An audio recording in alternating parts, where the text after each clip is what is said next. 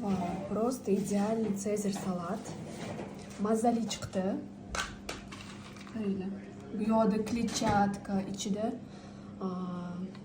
polniy beloklari bilan juda ham полезный salat hisoblanadi. Kidrovые орешки. Vau. Juda ham zo'r chiqdi. Appetitniy ko'rinyapti.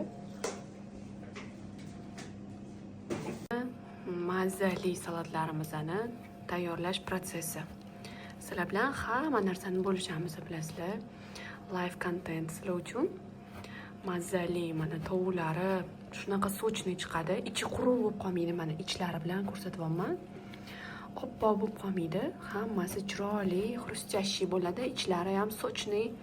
Souslari ichigacha yetib boradi. Tak, sousini ham hozir ko'rsataman. Mana bu yerda sous tayyor bo'lgan. Sekin ustidan hozir chiroyli qilib qo'shib yuboramiz.